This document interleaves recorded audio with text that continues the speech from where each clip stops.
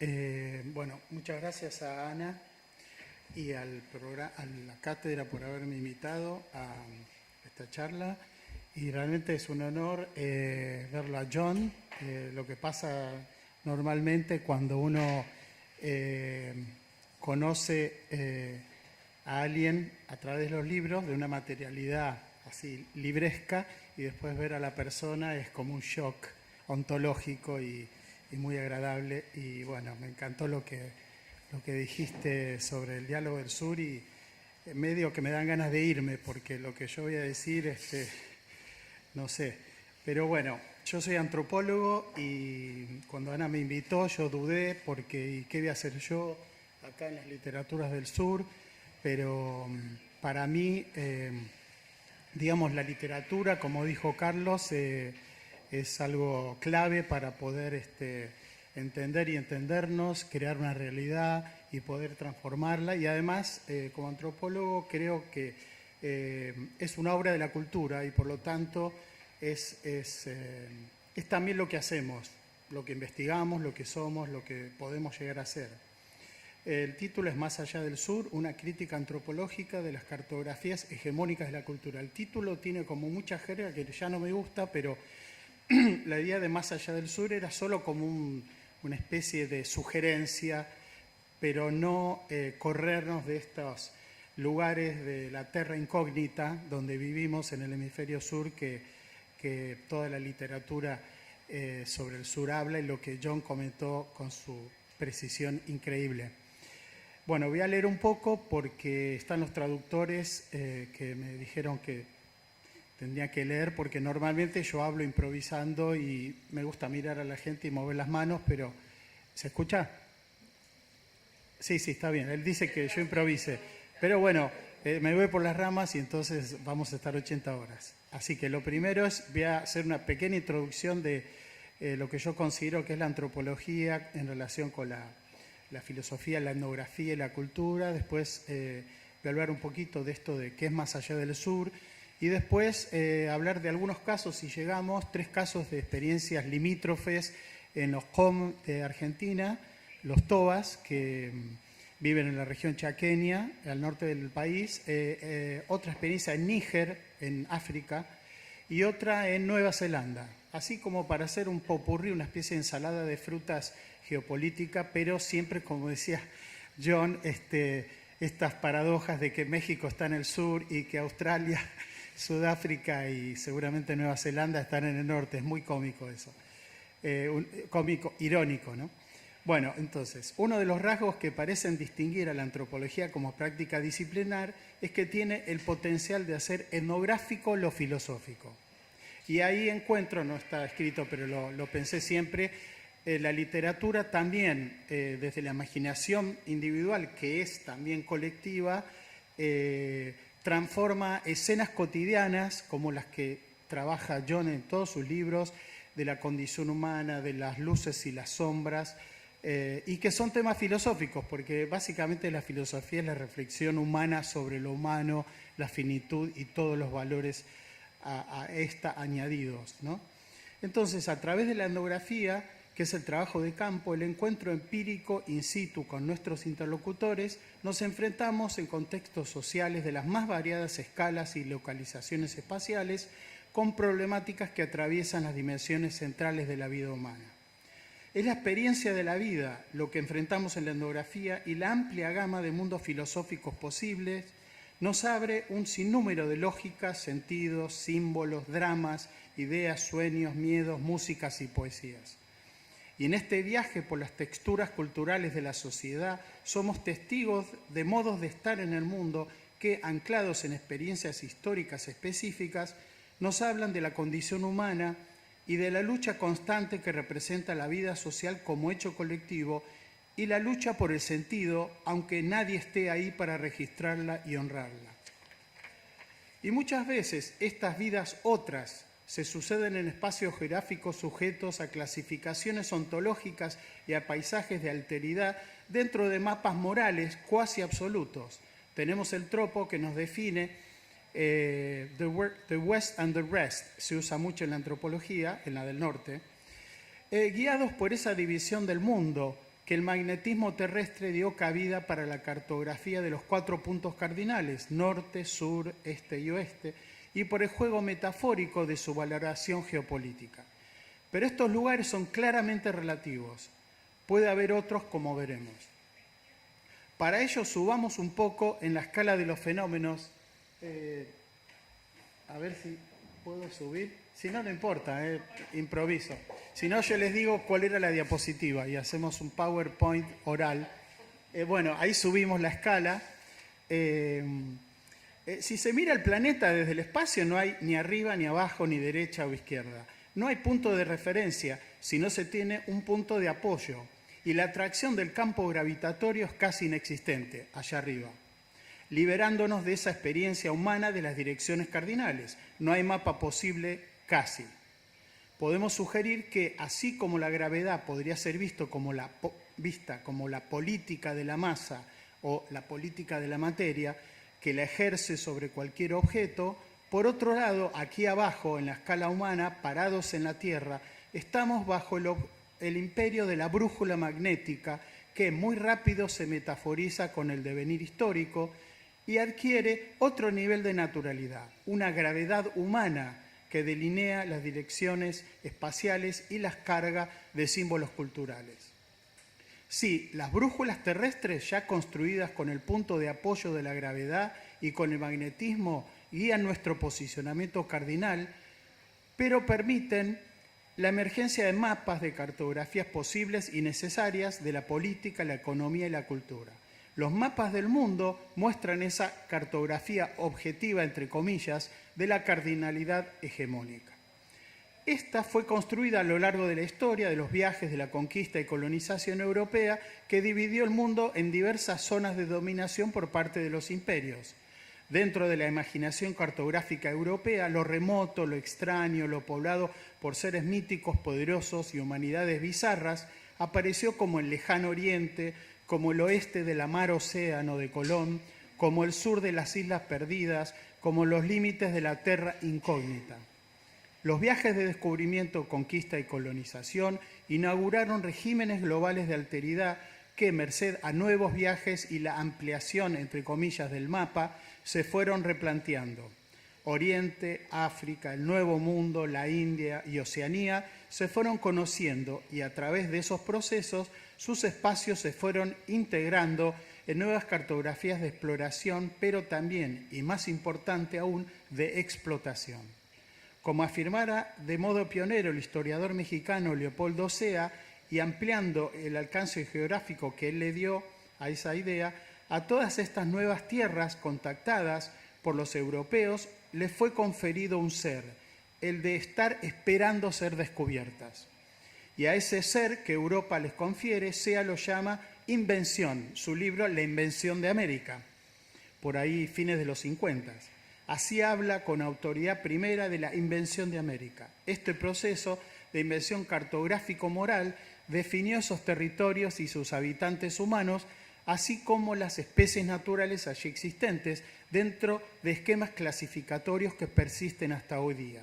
Dentro de ellas se incluían pieles, cuerpos, géneros, lenguas, prácticas, objetos, especies, en sistemas morales, éticos y de verdad, subsumidos a la razón occidental, o sea, el poder de la economía, el racionalismo y el cristianismo. En forma gradual, entonces, la razón espacial y cartográfica quedó constituida dentro de una economía política de la cultura, cuyo lugar de enunciación europeo y más tarde euroamericano modeló lo que el antropólogo británico Edwin Ardener denominó geografías conceptuales. Zonas del mapa mundial que encerraban para la imaginación occidental un umbral de fascinación, lejanía, alteridad, muchas de las cuales se cristalizaron como lugares arquetípicos de los trabajos de campo antropológico, Melanesia, diversos lugares de Oceanía, África, Amazonia, Patagonia, etc. Lugares propios y lugares otros. Mientras la espacialidad antropológica se definía por la cartografía occidente-no occidente, con el desarrollo de las antropologías fuera de los centros originarios de Inglaterra, Estados Unidos, Francia y en menor medida Alemania, comenzaron investigaciones en lo que los antropólogos mexicanos denominaron colonias internas, es decir, las zonas pobladas por sociedades indígenas marginalizadas, por los procesos de territorialización de los estados nacionales. Hoy, justamente con el tema de Maldonado y los mapuches, vemos claramente esa sutura cómo emerge, ¿no? Y los significados flotantes que las diferentes narrativas hegemónicas le colocan a esos hechos y a esas interpretaciones. Mientras la espacialidad antropológica se definía por la cartografía, perdón, a ver, me perdí, colonias internas, ahí. En este caso, otra cardinalidad, centro-periferia, corre en simultáneo con la de la economía, solo que aquí se refiere a los circuitos de producción académica, cuyo prejuicio naturalizado aparece de modo ostensible en la opinión del antropólogo Adam Cooper, que creo que era sudafricano, editor entonces de la importante revista Current Anthropology durante los 90. En su editorial, después de introducir una síntesis de las principales corrientes teóricas en los Estados Unidos, Inglaterra y Francia, refirió a lo que estaba sucediendo en el tercer mundo, que en ese tiempo se hablaba mucho de esa tropo. Cito, ya no es más adecuado definir la antropología cultural o social en términos de tradiciones metropolitanas. Existen desarrollos fascinantes fuera de los centros metropolitanos y ellos se tornarán gradualmente significantes en un futuro próximo. Esto es lindo, ahora viene lo más feo. A pesar de este énfasis igualitario sobre la influencia de la antropología del tercer mundo sobre los centros metropolitanos, a través de, entre comillas, excelentes revistas regionales, fin de comillas, manifestó que las innovaciones teóricas continuarían viniendo principalmente del centro. Esto sería así por su orientación menos regional y más universalista, pero también porque los nuevos desarrollos tienden a ocurrir en otras disciplinas y estos están disponibles con mayor rapidez. Las palabras de Cooper implican una actitud de hegemonía discursiva donde la novedad teórica en la periferia parece estar bloqueada por un no explicado énfasis regional. En esta cartografía que atraviesa el pensamiento de Cooper se detecta un énfasis excesivo por producir un conocimiento, entre comillas, universal, generalizable para ser aplicado en cualquier parte, ignorando toda discontinuidad espacial o la dialéctica existente entre el suelo que uno habita y la producción de conocimiento. El resto permanece confinado a la regionalidad metalimitada que recuerda la descripción de los pueblos colonizados que hace Frederick Jameson. Dice Jameson, ellos están bloqueados, incapaces de, ahora comillas, aprender el modo en que el sistema funciona como un todo, fin de comillas. Colocando esto en forma radical, la antropología referiría generalmente, ahora cita una cita de Rodolfo Kusch, lo que se dice en la ciudad imperial acerca de lo que ocurre con el hombre en la colonia. Kusch fue un filósofo argentino y antropólogo que en la década del 60, siguiendo los pasos de Leopoldo Sea, generó una reflexión muy interesante sobre esta idea de pensar desde, ¿no? la plenitud, la capacidad generativa del suelo en términos, digamos, territoriales, pero también metafóricos, ¿no? Que es un poco lo que después tomó cuerpo en la crítica postcolonial, en los estudios subalternos, la crítica decolonial, etc. Y en ese editorial, Cooper pasa por alto la producción generada en otros centros y en otras lenguas. Irónicamente, siendo la antropología la ciencia que estudia la alteridad y relativiza los diversos etnocentrismos, el editorialista de Current Anthropology no puede ir más allá de prejuicios que son más generales y se ubican en la matriz euroamericana de construcción de alteridades históricas. Acá siguiendo la línea de Claudia Briones, Rita Segato y otros que han investigado estos temas. Estas se manifiestan en esa aparente subalternidad moral y epistemológica de las periferias, también llamadas en ese entonces tercer mundo y que más recientemente se asocian con la cardinalidad norte-sur o el nuevo tropo de sur global que a mí tampoco me gusta para nada, ¿no? El Global South, que en castellano sur global suena horrible porque se nota enseguida que es una construcción del inglés y entonces decís, a ver, para hablar de nuestro hemisferio usamos una palabra del inglés, digamos, hegemónico. Obviamente en Sudáfrica se habla en inglés, en Australia también, pero es un inglés del sur, digamos, ¿no? Como podemos decirlo.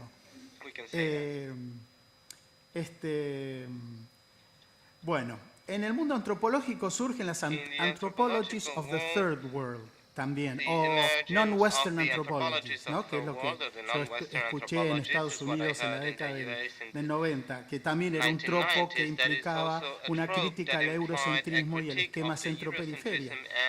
Yendo más acá, más cerca, la antropología latinoamericana, por su parte, influida por la crítica marxista, es sensible al rol crítico del conocimiento en la transformación social, la cual, si bien es muy poderosa en México, Brasil, Colombia, Perú y un poquito en Argentina, no tiene eco en el mundo de habla inglesa por el etnocentrismo del inglés como lengua de conocimiento global, universal e internacional, que actúa como barrera infranclave de intercambio académico. Es decir, cualquier idea que uno ponga en castellano no existe realmente. Entonces, antropólogos muy conocidos y muy críticos ignoran toda la obra de García Canclini, ni hablar de Kusch, Leopoldo Sea, ni nada. O sea, le da mucha bronca eso que uno después tenga que repetir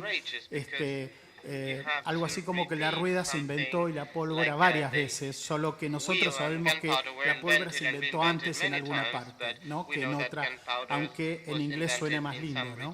Gunpowder.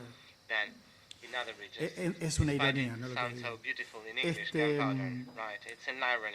Lamentablemente, este hecho continúa actuando hoy día. Hacia fines de los 80, reflexiones paralelas de antropólogos asiáticos, pero trabajando en Estados Unidos, como Arjuna Padurai.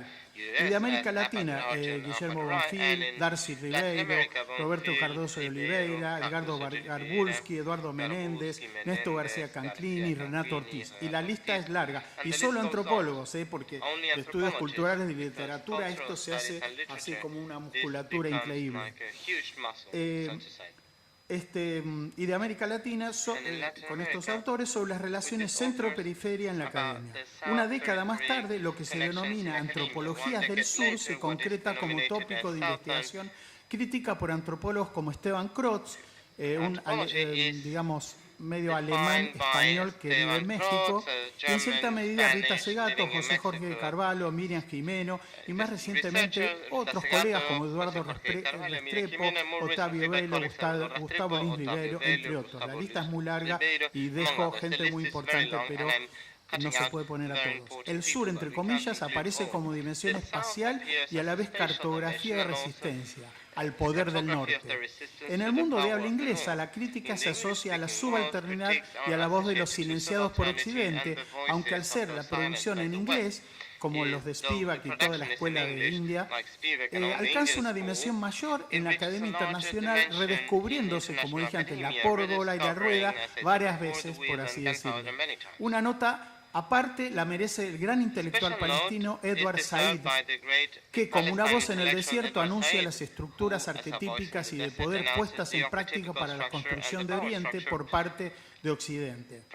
La imaginación cultural se hace evidente como poderoso artefacto de construcción política de la alteridad y ello posibilita la aparición de una innumerable cantidad de trabajos antropológicos sobre la historical imagination, imaginación histórica. Ahí tenemos a Marshall Salins, tenemos a los Johnny y Jim Komarov, que son sudafricanos pero que están en Chicago, o sea que tienen como un paso por el centro, y que y otros como Johannes Fabian, que trabajaron en África, son muy increíbles, y otros como Michael Taussig, William Roseberry, Adeline Masquelier, y digamos argentinos que yo conozca, antropólogos, ¿no? Gastón Gordillo, César Seriani Cernadas, y la lista sigue. Es solo para tirar unos nombres. Así, diversos lentes fueron generándose para objetivar el modo en que la historia cognitiva eurocéntrica construyó objetos, entre comillas, espacios territoriales, y desde diversas disciplinas sociales se crearon puntos de articulación gravitatoria, podemos decirlo así, para dar cuenta de estas relaciones de poder entre ellos. Resuenan tropos, ¿no? Interesantes, como lugar de enunciación, domicilio existencial, imaginación cultural y social, fricción interétnica, entre tantos otros. En este contexto, pensar desde el sur, entre comillas, implica un posicionamiento crítico frente al eurocentrismo y al sujeto universal, racional, cristiano, blanco, hombre, angloparlante, que fue exportando a lo largo y ancho del mundo tanto violentamente como a través de los sutiles, pero no por ello menos violentos, mecanismos de la dominación cultural y simbólica. Pensar desde el sur nos introduce en un espacio de posibilidades interesantes para ver de otro modo la geopolítica de conocimiento, la epistemología y la cultura. Se trata de una brújula recentrada que nos introduce en ese lugar de potencialidad que tiene la metáfora. 2 puntos. El matrimonio de la cartografía con la política y la historia nos permite pensar diferente e incluso nos permite ver el sur de las cosas. Esto ya viene dicho por escritores y otros investigadores del arte, etc. Este se resume, el sur de las cosas, en identificar lo silenciado, lo dejado de lado, lo omitido, lo oprimido por las certezas universalizantes de la moral eurocéntrica y los supuestos evolucionistas abstractos que la caracterizan. Es un modo de habitar desde una zona del mundo, sea espacial, cartográfica, como metafórica, que resiste esas matrices globales de alteridad que se configuran en mapas ontológicos que en la práctica son modelos de y para, siguiendo a Clifford Geertz, y para percibir y conceptualizar al mundo. En este sentido, el antropólogo argentino Juan Obarrio, que enseña en Johns Hopkins en Estados Unidos, intenta un giro de tuerca, un twist, un poco diferente que merece la atención. Para él sería más significativo pensar al sur más que desde el sur, ya que pensar al involucra el lugar de producción del teorizar y su objeto, mientras la fórmula desde el sur parece responder a la intención de producir pensamiento para la audiencia privilegiada del norte. No obstante esta propuesta, igual considero que permanece un excedente significado en estas connotaciones de sur, que a la luz de la experiencia antropológica puede localizarse en aquellos espacios liminales, intersticiales de la modernidad o de las modernidades, y ahí estoy contra Latour, con las cuales lidiamos muchas veces sin quererlo e incluso sin darnos cuenta hasta bien pasado un tiempo de ello. Y muchas de estas experiencias dialogan en un paralelismo donde literatura y antropología se reflejan una a otra, donde la propia vida y la imaginación creadora, en este caso de John, nos regala mundos culturales que encontramos en el trabajo de campo, que podría mejor caracterizárselo al trabajo de campo como un caminar en el campo por el campo del mundo. A field walk in the field world. No sé muy bien si será mejor pensar al sur o desde el sur. Sinceramente, lo que sí creo es que existen regiones del mundo y también situaciones y procesos que parecen ubicarse sin dudas más allá del sur y que hacen eco con la obra de John.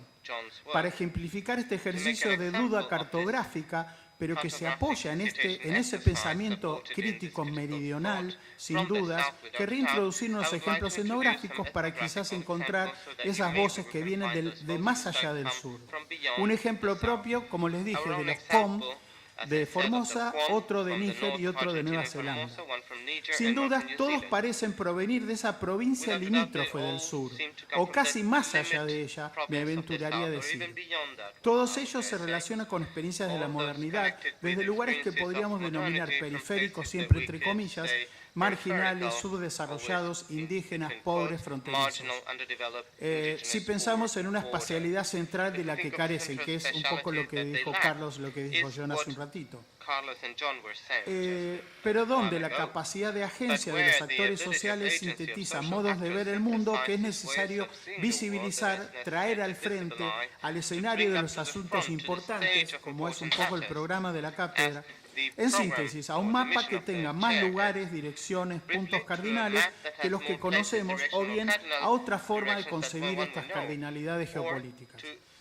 Bueno, en el caso de los Com, esto no tengo que leer porque ya lo sé. La gente Com, como todos los indígenas del Chaco argentino, fueron obligados a sedentarizarse, ya que eran bandas nómades bilaterales que nomadizaban por territorios de la región chaqueña, entre fines del siglo XIX y principios del XX, el Estado argentino mandó, digamos, lo que se llamó la conquista del desierto. Imagínense, el Chaco está lleno de plantas, flores, agua. Igual se llamó la conquista del desierto como la conquista del sur meridional, de la frontera meridional del país.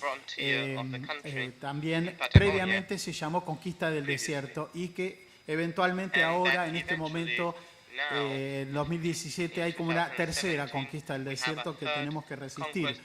En el caso de los COM, fueron obligados a sedentarizarse. A ver si podemos... hay unas para que la gente que no conoce la zona pueda imaginarse. Bueno, esto es la brújula, el mapa con la brújula. Los tobas están... agarro esto. En esta parte de Formosa, esto es Paraguay, Formosa, y en esta parte de la provincia de Chaco, la otra por favor. Y donde yo trabajé es en estas comunidades, Misión Tacaglé, la Primavera, cerquita de Formosa. La Primavera es donde vive este líder indígena, ¿cómo que se llama? El de pelo largo, ¿Van 5? Bueno, un líder que se empezó a dejar el pelo largo, empezó a adquirir un rol de líder indígena y que entró en conflicto con el gobierno anterior, que tampoco trató muy bien a los indígenas, como el anterior y el anterior y el anterior y el anterior y el anterior y el anterior y el anterior, y desde 1810 y antes, cuando era el virreinato del Río de la Plata. La idea es la siguiente, digamos, los COM sufrieron este proceso de colonización y de usurpación de sus territorios, y lo que yo trabajé es un poco la cuestión más religiosa de la cosmovisión, pero anclada en una economía política de la cultura. Y lo interesante es este ser Nowet, que es uno de los seres poderosos del mundo, del plano terrestre. Es un ser que es dueño de las especies naturales y los fenómenos atmosféricos, y que esa es la forma tradicional, un ser no humano, Yagawa se llama, una forma humana, pero otra, ontológicamente diferente, que daba poder a los seres humanos. Ahí se ven todos los elementos del mundo que él ofrece como poder a los seres humanos, porque es una relación jerárquica de seres poderosos a los seres humanos definidos como chogodak, como pobres. Y entonces, a lo largo de este proceso de sedentarización, llegada al cristianismo protestante, instalación del Estado argentino a través de la territorialización y después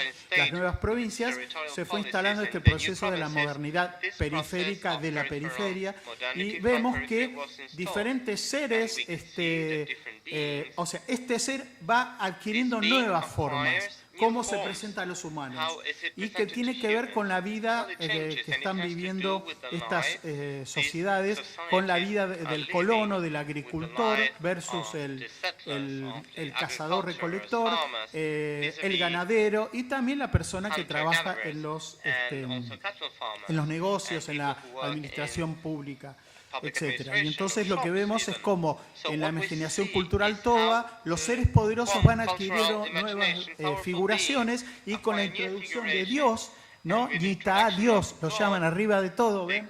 El barbudo, como se llama en la jerga argentina popular, el barbudo está arriba de todo, y se instaló por encima de Nowet y de los seres poderosos.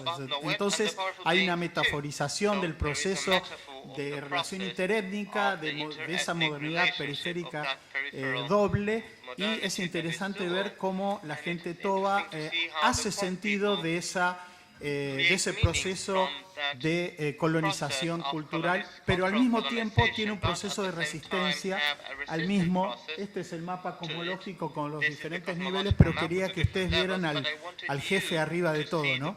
La siguiente. Y este es el dibujo de cómo Dios manda poder, Haloik, que es el poder de los seres no humanos, cómo manda el poder a los hombres, que se ve en ese color colorado, que es el color del Haloik que tienen las personas con poder. Y entonces el Dios cristiano es un dueño más, pero más poderoso. Esto no quita relaciones de subsunción al capital, de asimetría, pero se ve claramente la agencia toda, la capacidad toda de actuar sobre el mundo. El siguiente ejemplo de Níger, brevemente, es la ruta número 1 de Níger. Ahí ven la siguiente, por favor. La ruta 1 de Níger corre de Niamey, todo en paralelo con la frontera de Nigeria, es la parte más húmeda de este país, que es mediterráneo, y lo que recuerda a la gente que trabajó, Adeline Masquelier, los Mauri, es las memorias que tienen de, digamos, la memoria del proceso colonial francés y el proceso de construcción de los caminos y la violencia ejercida en el trabajo forzado para hacer estas rutas y estos caminos, y cómo para los Mauri y en general para un montón de grupos del país Níger, la ruta está asociada con la violencia, la sangre y espíritus malévolos, sangrientos, que quedaron desterrados de esos lugares. O sea, con la construcción de la autopista moderna, de la ruta moderna, muchos espíritus perdieron sus moradas en árboles y en oquedades, etcétera, etcétera, y entonces ahora se las agarran con los humanos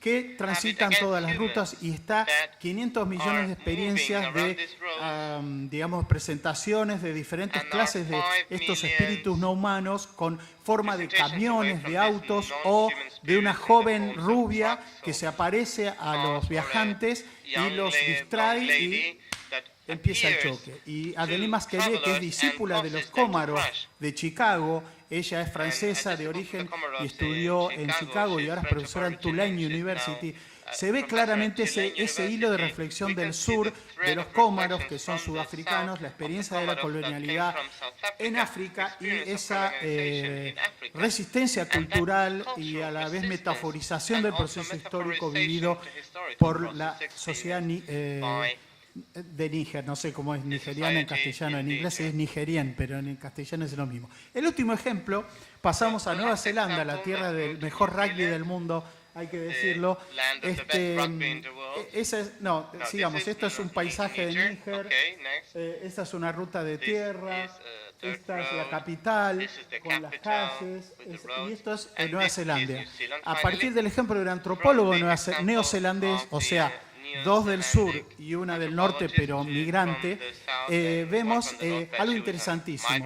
A la llegada de los inmigrantes británicos en Nueva Zelanda, que fue una gran frontera de la comunidad británica de las naciones, como Australia también, empezó a haber a partir de 1830 a 1840 relatos de que estas personas recién llegadas a Nueva Zelanda, a las fronteras de la wilderness, que en inglés hay más palabras que en castellano sería como, como del desierto del Chaco, pero la frontera, no el límite, lo salvaje, en estas partes de Nueva Zelanda. ¿Y qué pasaba? Los viajeros, o sea, estos nuevos colonos, empezaron a tener sightings, avistamientos de una especie de avestruz gigante que lo llamaban Moa, que se había extinguido, digamos, 2 siglos antes. Pero estaba la narrativa del Moa en los maoríes, la narrativa de seres limítrofes en lugares limítrofes. O sea, eso es clave. La antropología está llena de ejemplos y la literatura obviamente también mucho más. En lugares liminales fronterizos, las clasificaciones de la civilización se debilitan y por lo tanto aparecen seres anómalos, seres bizarros. No está en ese paper, pero digamos la frontera actual en nuestro mundo es la frontera cósmica. ¿Y qué es lo que vemos? Sightings, ¿de qué? OVNIs, que es el mito tecnológico por antonomasia. El MOA, como dice Athol Anderson, un profesor de la Universidad de Otago, no sé el acento, dice que el avistamiento del MOA es un mito de la frontera colonial que obviamente para la gente es una experiencia, que es lo que a mí me interesa, es la experiencia. No tanto la conceptualización, si es un mito, qué sé yo. Para la gente es una experiencia de vida, de seres limítrofes, porque ellos mismos están transitando una experiencia limítrofe de vida. Y eso es lo interesante. es una capacidad de acción, de agencia, de reconstitución simbólica del orden cultural en una zona de frontera. Y lo interesante que dice Anderson es que gente que ya estaba instalada ahí mucho tiempo antes, que no habían, digamos, que ya tenían tiempo de estar en Nueva Zelanda, nunca habían visto un MOA. El MOA ese, el MOA colonial, que era grande, tenía 10 metros de alto, tenía patas grandes y dejaba huellas y miraba fijo, ¿no? Y bueno, entre 1840 y 1940 hay registros que él presenta en una investigación de archivo. Ese era el MOA, como lo presentaban, que es esa era la forma más o menos clave, natural, y así lo ponían en el museo, el esqueleto, y entonces en una posición que no era la que tenía cuando estaba viviendo, ¿no? Entonces, lo que dice Anderson es que eso debe haber nutrido la imaginación cultural de los nuevos neozelandeses, y por eso ellos empezaron a experimentar estas vivencias, metaforizando la experiencia de soledad, de traslado, de transculturación, de ansiedad por estar en un nuevo lugar. Yo creo que, digamos, una antropología que pueda trabajar desde el sur, en el sur, con el sur, y dialogando también con las creaciones culturales de la literatura, tiene que ver mucho más las experiencias de la gente, y ver sus regímenes epistemológicos de verdad, porque generalmente los subsumimos a un montón de otros niveles. Estuve hojeando un poco para ver estas imágenes de Anderson, un nuevo paper de hace poco, que hasta el 93 había avistamientos del MOA, así que es muy interesante. Ya para terminar, esto leo porque es cortito. Bueno, estas reflexiones viajeras sobre la cartografía geopolítica nos enfrentaron a las diversas apariencias de Nowet, Sertova, a las rutas de Níger pobladas de espíritus enojados y sanguinarios, y a las anomalías taxonómicas de un animal extinto que, sin embargo, se presentaba ante las personas. Zonas fronterizas de una modernidad vista como periférica, experiencias de cambio sociocultural y lenguajes simbólicos que colectivos subalternos vistos desde esos espacios nacionales como subalternos, nos proveen sus propias percepciones de estos procesos de fronterización, de colonialismo. Creo que esa mismidad que se nos puede aparecer antojadiza, mítica o falaz, es la que produce esos susurros más allá del sur, más allá de nuestras teorías progresistas de desconstrucción del canon occidental de razón, método y verdad. Voces extrañas para nosotros, casi inclasificables, poco escritas, muy dichas y actuadas, que parecen escapársenos como el agua de las manos. En este tránsito, la voz de John ayuda a encontrar el lugar desde donde vienen esas voces aparentemente post-sureñas. Sus susurros parecen venir de un mismo lugar, el de la imaginación creadora colectiva. Una desde un oráculo único de John, las otras desde muchos oráculos juntos. En este encuentro descubrimos texturas de vida y de imaginación que recorren mapas de experiencias asimilables unas a otras. Este punto de encuentro, creo, encierra un poder utópico inmenso que nos llevará a descubrir otras cartografías posibles, esas para las cuales aún no tenemos un nombre. Quedamos entonces en estado de espera confiada. Bueno, gracias.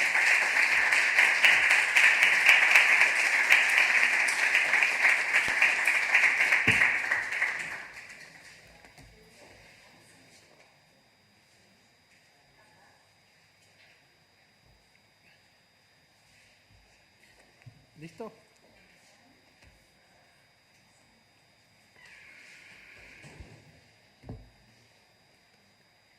¿Está?